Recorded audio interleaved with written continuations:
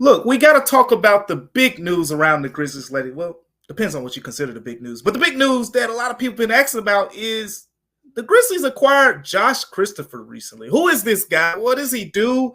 And can he make an impact on this team? We're going to talk about that with our special guest coming up right here on Locked On Grizzlies.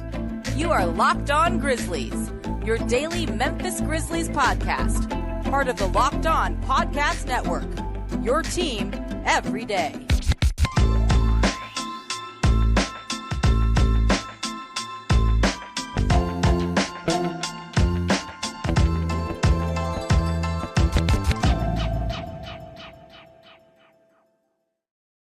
Going on, everyone, and welcome back to Locked On Grizzlies. I'm your host today, Damichael Cole, beat writer for the Commercial Appeal right here in Tennessee. Thanking you once again for tuning in to Locked On Grizzlies. And Locked On Grizzlies has been on a roll this summer. We really appreciate you guys for consistently tuning in to our coverage and everything me and Joe is doing. Once again, Joe is on vacation this week, but guess what?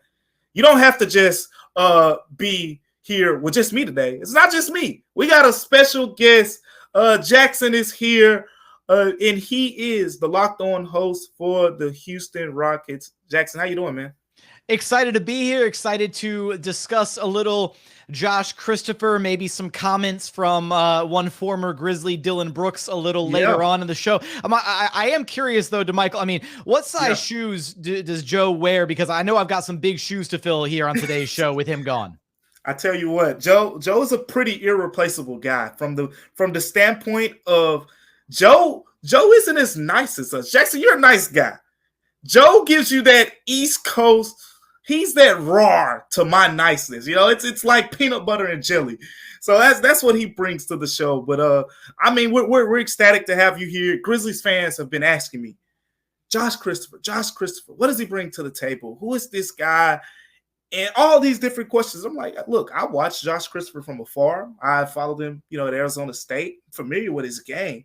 But we have to bring in someone who's very familiar with his work. And I know you over with the Locked On covering the Rockets. The thing about that team is he fit in right with everything that was going on over there because they were a team that was pretty much geared for the future, a young team. And just to kind of backpedal here while we're talking about it, Dillon Brooks sign and trade. The Grizzlies, as we've talked about on the show, they kind of wanted to get involved with that. That was something. That's why when that report came out, I'm sure you saw it, Jackson, where the under any circumstances, the Grizzlies didn't want to bring Dillon Brooks back. People I talked to around the Grizzlies, they were not happy about that. They were quite frankly, they were mad about it. But and one of the reasons was because of the simple fact that they cared about Dillon Brooks, what he did in his time with the Grizzlies, for one. And then two, it was the fact that kind of hurt their chances of doing a potential sign and trade eventually. But now we're here. The Grizzlies were able to do the sign and trade. We talked about it in the previous episode, how they created a traded player exception that could come into play here later on, potentially before the season, potentially during the season. But the other acquisition is Josh Christopher. Now, Jackson, this is from what I've got from the Grizzlies fan base. People were interested in this guy because, one, he's a wing. He's a guy who can play the guard position, and the Grizzlies have kind of been thirsty to add help there behind Ja, behind Dez, behind Luke Kennard, and whatnot. But I want to ask you, who is Josh Christopher? What did he do for the Rockets? What should the Grizzlies fan base know about Josh Christopher? So Josh Christopher, at this point, through 2 years of NBA action, came in from the 2021 draft. He was kind of one of those, late 20s picks for the Rockets, same draft as Jalen Green, Alperen Sengun. Yep. So he had a bit of a rough kind of go of it for his first couple of years because he never had a consistent role with the Rockets, unfortunately. I don't think that, it didn't really do him any favors as far as his development. The fact that he never really had a home or a niche spot in the lineup where he could count on, hey, I know I'm getting these 10 to 15 minutes every single night to go out there, or I'm going to play this specific role every single night. Sometimes they needed him to be a ball handler. Other times he was out there in 3-guard lineups and expected to play more of a wing role. And obviously the Houston Rockets have been kind of the laughingstock of the NBA for the last 3 years. They've been a bit of a dumpster fire, and all of that kind of feeds into the fact that it's a little hard to actually know who Josh Christopher actually is as a player at this point. I maintain and have maintained this with Rockets fans for a while. I think in the right system, on the right team, he has the tools and the gifts and the drive and the mentality to be a difference maker. Now, I'm not saying he's going to, he's a diamond in the rough and he's going to suddenly turn into a star caliber player for this Grizzlies team. But I think his mentality, he's a workhorse. He works harder than anybody else around him. I mean, the number of times that I've seen this kid in the gym getting shots up before practice starts, or in the gym putting up shots, or after games putting up shots after practice is over or after a game is done. I honestly lose track of the number of times that it's happened.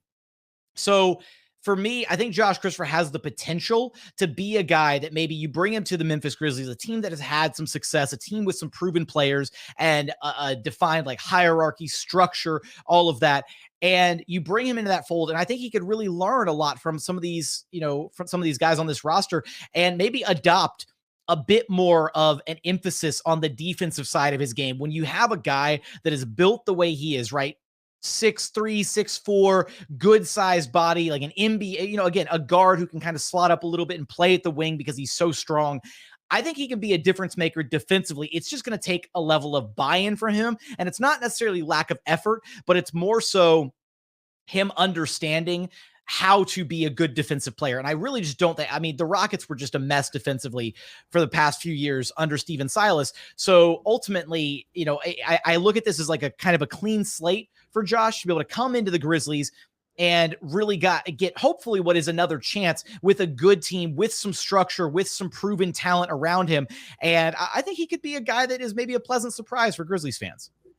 Yeah, that's good to hear. A pleasant surprise for the Grizzlies. I don't know, just getting Josh Christopher to the fold here. And sorry for those who were watching on YouTube. I just had some technical difficulties on my end, but now that I'm back in, I think what people thought, Jackson, is he going to be a contributor on the roster? Is he going to be a contributor, to G League? Is he a two-way contract? Like, people had no clue what to expect, but you touched on some of the earlier things to know about him. The draft class that he was in, for Grizzlies fans, to add that perspective, he was in the same draft class as Zaire Williams. He was a first-round pick.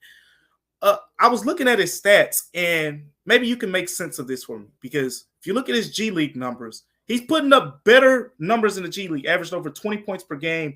I think in both seasons, whenever he went down to the G League, didn't play a lot of games, but rookie year over 20 points per game in a few G League games. Second year, that's notable because the Grizzlies have sent first-round picks, Jake LaRavia, David Roddy, down to the G League, and their numbers don't look like his. Why do you think that is? I think because partially when he goes down to the G League, or when he spent time in the G League, he knows that he kind of has the green light to go out there and play his game. And he is very much a guy that I think that without having a concrete role and understanding what that role was supposed to be on the Rockets, because again, there were times where he'd be sharing the court with Jalen Green or Kevin Porter Jr., and those guys are all very duplicative of one another, right? They're combo, dynamic guards. Jalen and KPJ, are stronger playmakers than Josh at this point in their respective careers. Josh still has a ways to go as far as learning how to create for others at times, but he's very much the guy you want to put the rock in his hands, let him score, right? Put the rock in his hands from 25 feet out, and he can either isolate or he can run a pick and roll, get going downhill. His north to south game is really effective. He has a really strong mid-range game where he can get to kind of his bread and butter, which is that mid-range pull-up.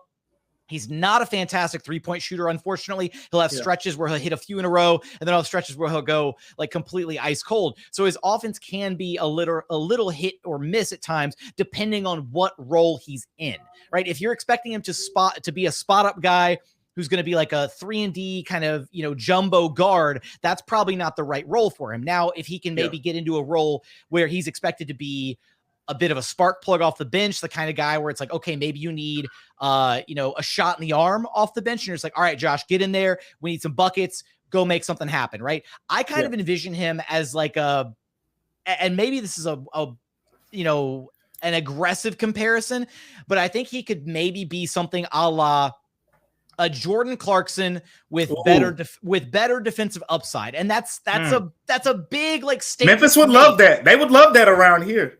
It's a big statement to make.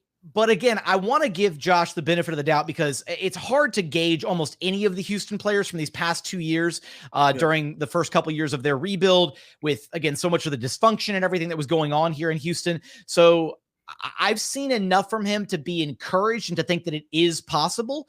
Again, some of it's going to be about him buying in on defense. And I think that's going to be maybe the biggest ticket to his success is if he can make a name for himself defensively, he'll find a way to earn minutes. And then it's about rounding out the rest of his offensive game and figuring out exactly what that role looks like for him on a basketball floor with whatever the other 4 guys are out there. Yeah, just watching the highlights, looking at the numbers. I mean, you don't even have to look at the highlights. You just see the numbers. You can tell that there's offensive upside. You just look at the resume. This is a guy who was a high-level recruit, went to Arizona State.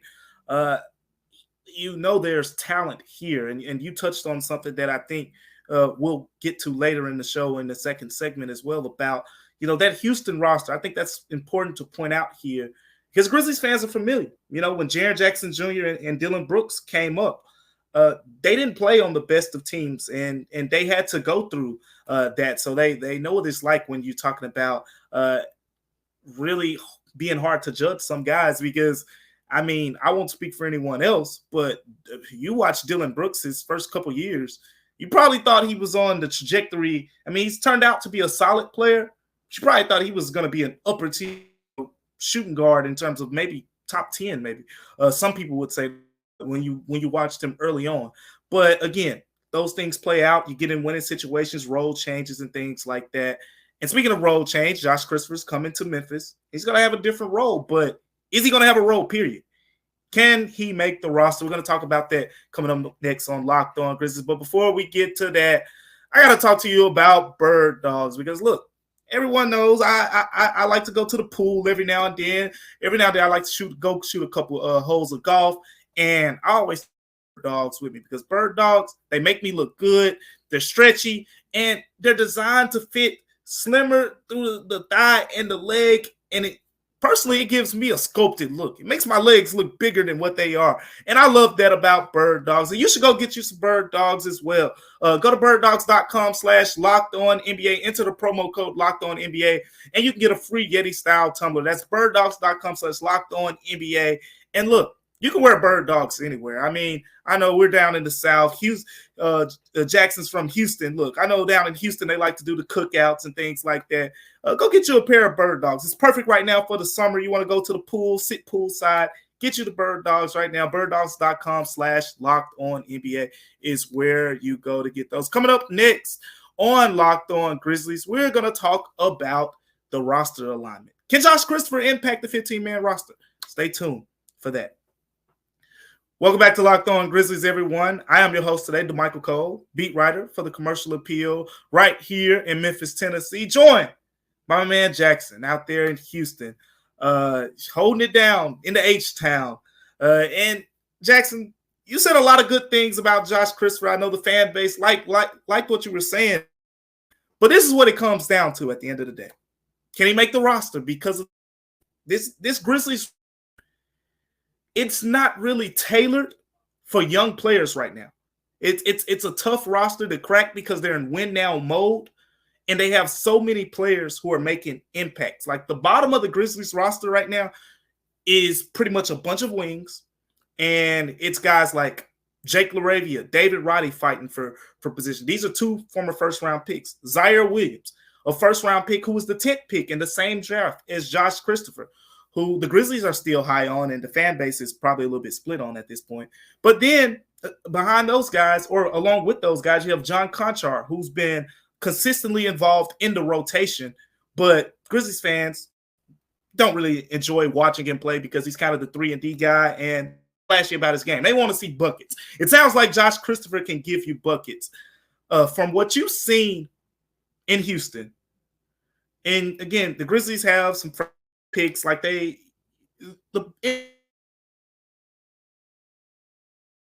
we can agree on that, but then again, you can say that on one hand, you can say, well, Josh Christopher was a first round pick and he got traded in his 3rd year. So sometimes you just don't know what to make sense of these things. But my question to you, do you think this guy, Josh Christopher, has the talent to make this Grizzlies 15-man roster? The talent, absolutely, he does. Mm-hmm. I think he has a spot in the NBA. I really do, and I think that maybe the misconception when you look at maybe that deal that the Rockets made and how they got rid of Josh Christopher, Ty Washington, Usman Garuba, and KJ Martin. They were at a point in their rebuilding process where they were going to have some roster churn, right? There's only so many spots on an NBA roster. You got your 15 available spots, and the Rockets are now entering their phase of the rebuild where they want to start winning games, right? They want to start being competitive again. They don't have the runway to develop that much talent, and they still have a ton of talent that they have to develop with their 6 core first-round picks and Kevin Porter Jr. on top of that, who they still internally regard very highly. That's their core 7. They did not have any more space after that while adding the veterans and wanting to push in the direction that Ime Udoka wants them to go. So if they had maybe another year or two of, being okay with being a bad team, or if they had control of their draft picks instead of owing the pick swap to the Oklahoma City Thunder as part of what was the Chris Paul, Russell Westbrook swap from a few years ago, then maybe Josh Christopher wouldn't have gotten the boot, right? Maybe they would have held on to him and they would have identified, and they're like, hey, we've still got a little bit of runway to see if there's something there with Josh moving forward. But again, it's kind of duplicative with some of the other skill sets on the Rockets roster. He's a bucket getter. He's a guard who needs the ball in his hands to really be effective. I do think that depending on how he gets situated offensively for the Grizzlies, his best role is probably, super sub off the bench, let him check into a game and let him go get you some buckets, right? If you're not going to utilize that strength in his game, then it's probably a mistake running him on the floor, because then, I'm not expecting him to become a great defender overnight. He's got the tools to be a good defender. He works hard. He hustles. He absolutely brings that intensity to the game, the energy. It's infectious.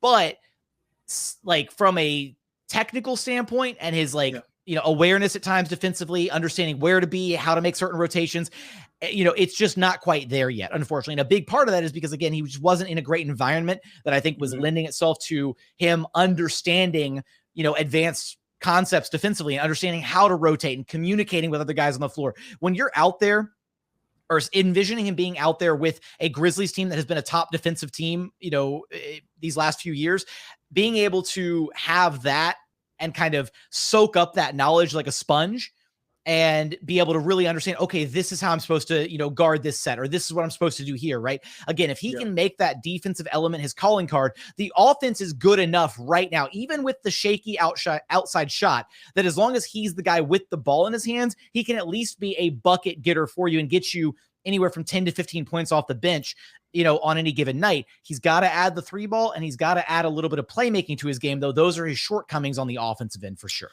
That's music to these people's ears, because if you've listened to me here on Locked On Grizzlies, and a lot of people know I talk a lot about one of the things that this team has been missing. They have a lot of guys on the wing, Jake LaRavia, David Roddy, Zaire Williams, but none of these guys have shown, at least consistently, that they can be shot creators who can come off the bench and say, give me the ball, move out of the way.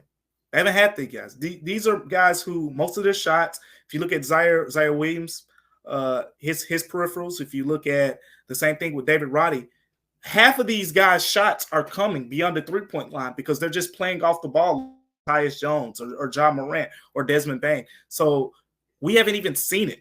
But the Grizzlies have lacked that. The bench scoring has been good, but they haven't had that guy who can be that instant offense. So if he can be that type of player, it's a great fit for the Grizzlies. And speaking of, great fits, one area, if he's going to make the roster, that he's going to have to really be impactful at is the defense. Like you said, the Grizzlies, Taylor Jenkins is defense.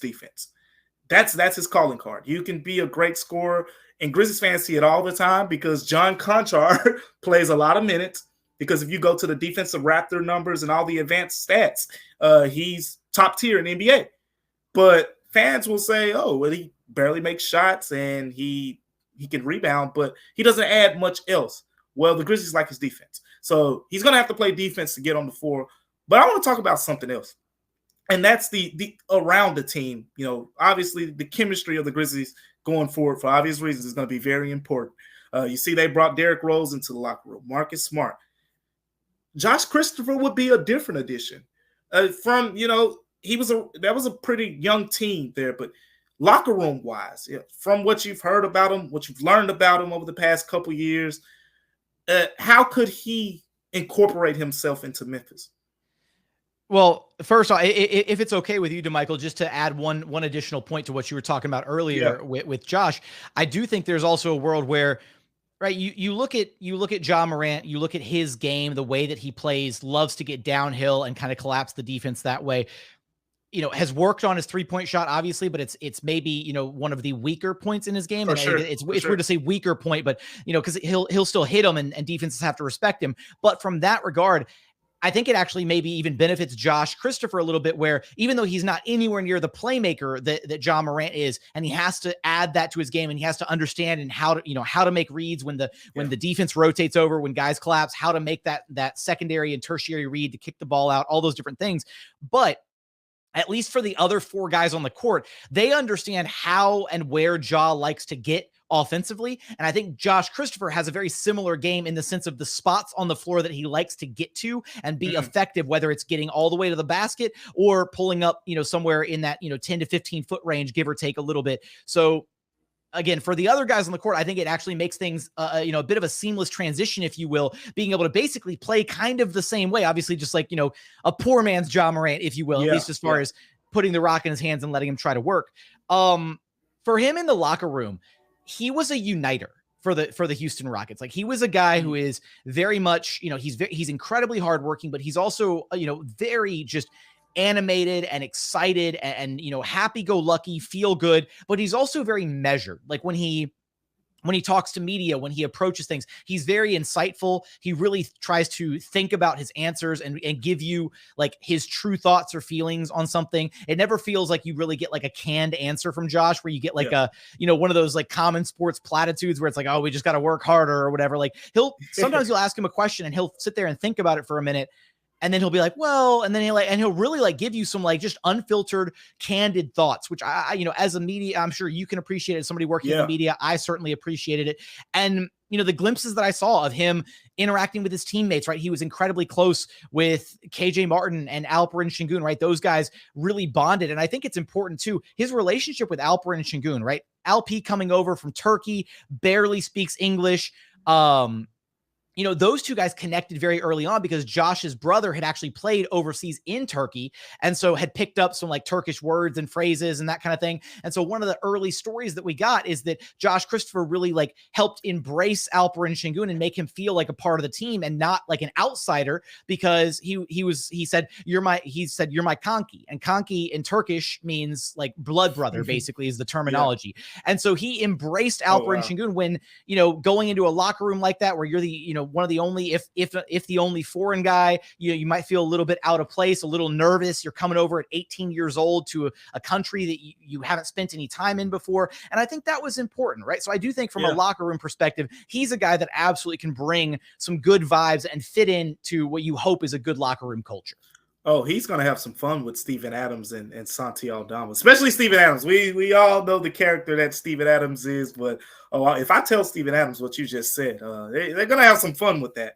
Steven Adams and I can see Santi teaching him up on some Spanish and whatnot. But sounds like I like that word, a uniter. The locker room, the Grizzlies have this great mix of young guys, and now they're blending in the veterans, and now there has to be that connectivity. Can I also I just also want to throw it into Michael because it just hit me, but I also want to point out that not only did Josh like hit Alp early on with the Kanki, like you're my brother, all that. At the end of their rookie seasons, when Alperen Sengun was doing his exit interview, a reporter here in Houston asked him, do you have a favorite word in English? Like, kind of just understanding like how has your English progressed and all this. And he goes faux show. and then he follows up and he goes from Josh, so Josh helped him learn English, right, and helped him fit in and all that. It was one of the best things. It was so wholesome in that moment where it's just like faux show, like this seems like a guy that would fit in great with the Grizzlies locker room. He would fit in for sure as Alperen Sengun. But I'm going to tell you where you should for sure go make your sports bets at, especially tomorrow, because look, I'm so happy baseball's back. No one's happier than me that we get baseball back, because I can go get these parlays and I can go get me make me some money. I was doing good on my same game parlays before the All-Star break started. But one of our sponsors today is the one and only FanDuel. And look, take your first swing at betting Major League Baseball on FanDuel, and you can get 10 times. You heard me right? 10 times your first bet amount in bonus bets. If you don't know what 10 times is, that's up to $200. All you got to do is bet $20. You can get $200, win or lose in bonus bets. Go take advantage of that opportunity right now. And don't forget, you can make same game parlay bets. You can make parlay bets picking the money line on games. You can pick a pitcher have so many strikeouts. Many of you know I'm an Atlanta Braves fan. We got Uncle Charlie on the mound today, and he strikes a lot of people out. So bet the over when Charlie Morton's on the mound there, and you should be good. All you have to do is head over to FanDuel.com/LockedOn to take advantage of this great opportunity. Coming up next on Locked On Grizzlies, we're going to have a little fun. The Rockets got a nice young core over there. The Grizzlies have built a nice young core over here, and Dillon Brooks had some interesting comments. So stay tuned for that. Welcome back, everyone, to Locked On Grizzlies today. Today's episode, we are joined by our special guest from Locked On Rockets. Jackson, appreciate you for coming in, kicking it with us today. And we got to talk about Dillon Brooks because this episode was more geared. Do we have to talk about Dillon Brooks? Because I don't want to get lit up in the comments to Michael. These people love Dillon. This is a safe place. I've been getting lit up in the comments over at Locked On Rockets. I don't like it. This is a safe place for you. Now, this is where you can come. You've been getting hit hard over there. Come over here. These people are going to hug you a little bit because they missed him. You know, now I'm not going to say that they didn't want him to leave. It's a mix. Did they miss Dillon Brooks at 4 years, $80 million is the question. They didn't miss Dillon Brooks at 4 years, $80 million. That's what you call skedaddle money. And we're glad you got paid and enjoy your career in Houston. And skedaddle. So with Dillon, of course, as we are familiar with in Memphis, and you've been familiar with from afar, but now you're going to love it because he's there. You talked earlier about Josh Christopher being honest. I don't think there's a more honest player in the league. Talking, at least in my experience, than Dillon Brooks. He's one of the best. Sometimes to his detriment. Sometimes to his detriment. I mean, you hear those. No, those are the ones that go viral more so than the others. But I mean, there were so many times. He's the one guy. If you ask, hey, you think Jaren Jackson Jr. is playing good basketball right now? The other guys say, oh, he's not at his best, but he's going to get better. Dillon will say, no, I think he needs to do this, this, and this. I mean, that's him. I mean, that's going to be great for that young Rockets team. But Dillon was interviewed recently.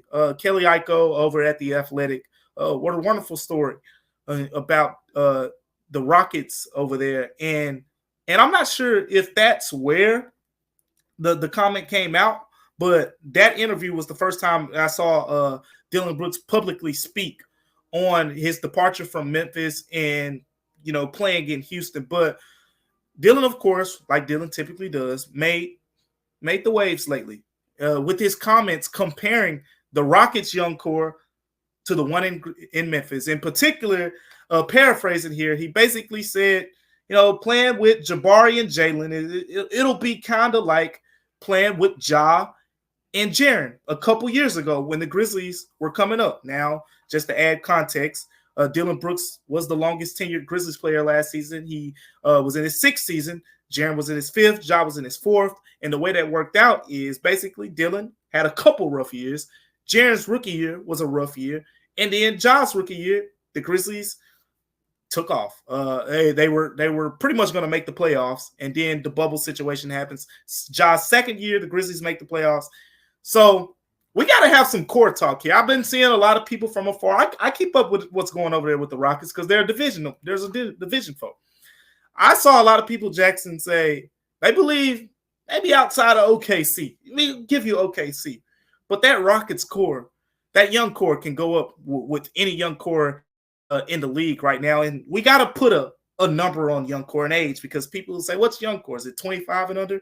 Because technically Ja still fits in that description as of right now. And I think once you get to that second contract, you're technically not quote unquote young core. You graduate into veteran status a little bit. But for old time's sake, let's rewind a couple years ago when the Grizzlies were that young team making the waves. They were in the bubble. They had the 8th seed, and the bubble happens. Portland overtakes them for the 8th seed. They miss the playoffs. Year 2, Ja, Jaren play together. They make the playoffs, lose to Utah in the first round. Then, as the story goes on, year 3, lose to Golden State. Year 4 for Ja just happened.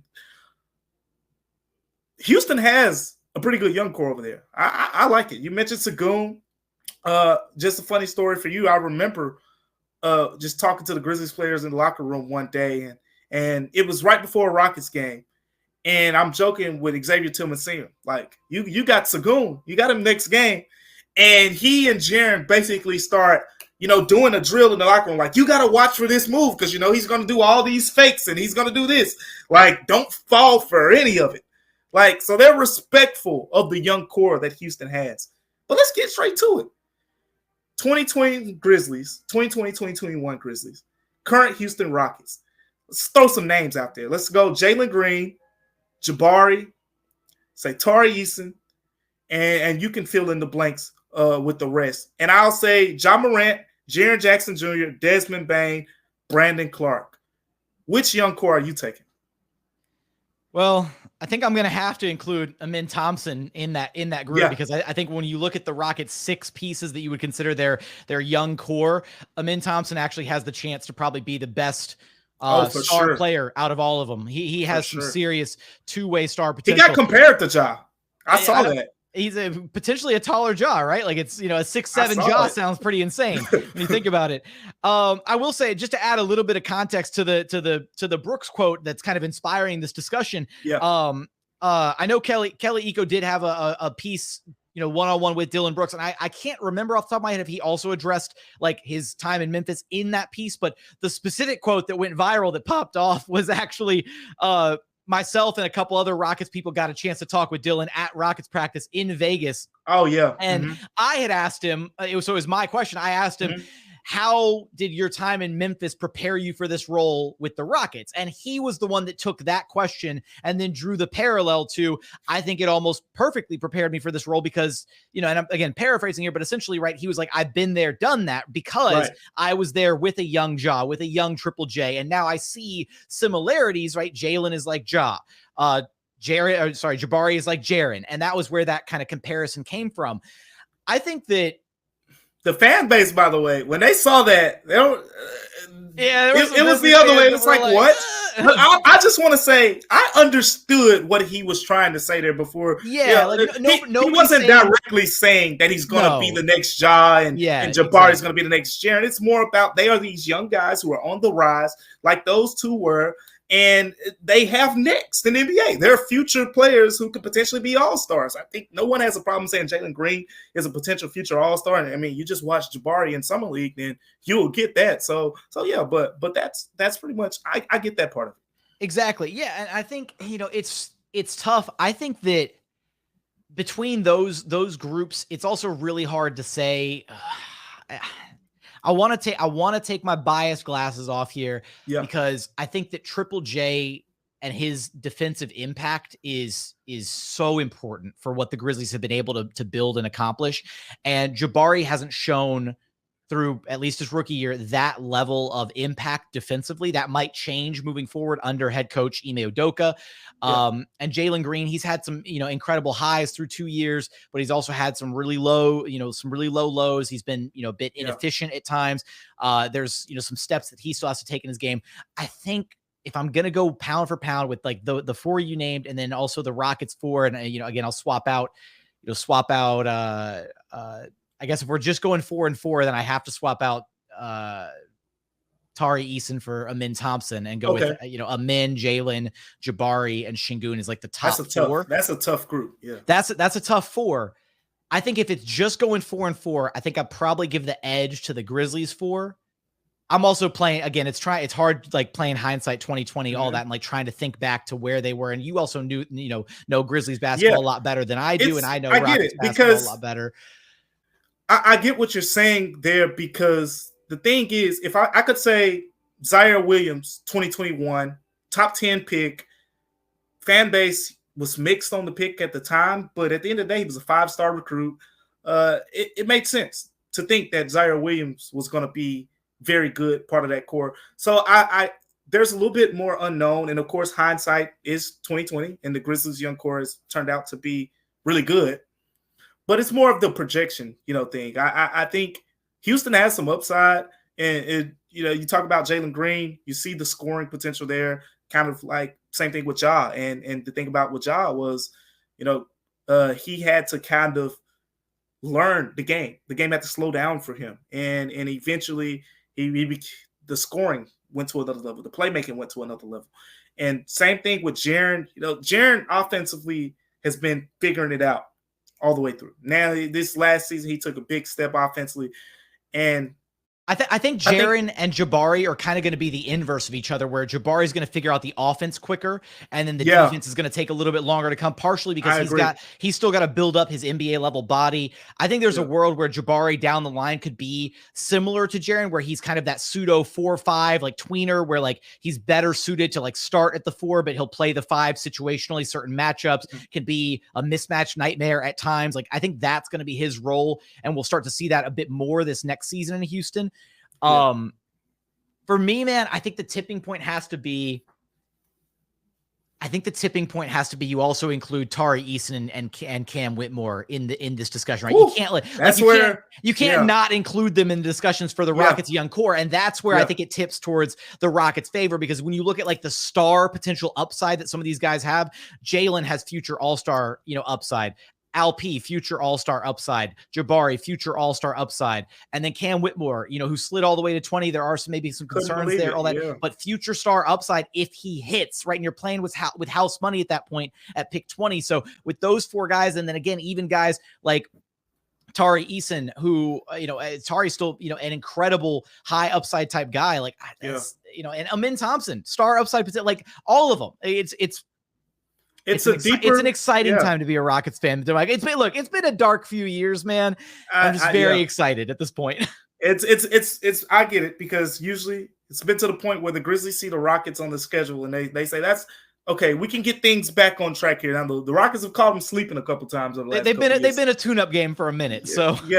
And this is the division rival, so it's gonna be fun seeing these cores kind of take shape, because right now they're in different. We're talking about these Grizzlies guys entering their second contracts. Like, Dez just got a max. Ja has a max contract. Jaren got a 9-figure deal. Those guys, I don't even think you start having the conversations about their second contracts yet at this point. So different timelines right now, but those timelines in 3 or 4 years are going to sync up. And it's going to be fun to look back and see, how this thing plays out. But Jackson, appreciate you for coming in with us today on Locked On Grizzlies. Tomorrow, we're going to recap one more Summer League game. The Grizzlies have one more Summer League game here out there in Las Vegas. And we're going to just take an overarching look at where the roster stands at that point, including Josh Christopher, who Jackson just told us about. But Jackson, tell the people where they can go find you, and they're going to want to, I know they are. They're going to want to keep touch with what's going on with Dillon Brooks. So tell the people where to find you, Twitter, Locked On Network, and everything else. Yeah, absolutely. You can track me down on Twitter at JT Gatlin. You can find me over at Locked On Dillon Brooks. No, I'm kidding. Locked On Rockets and Locked On NBA. So I host the Rockets version of this show 5 days a week. And then I also do the Monday show of Locked On NBA, the national show where we grab the 3 biggest storylines to get your week started off right every single Monday.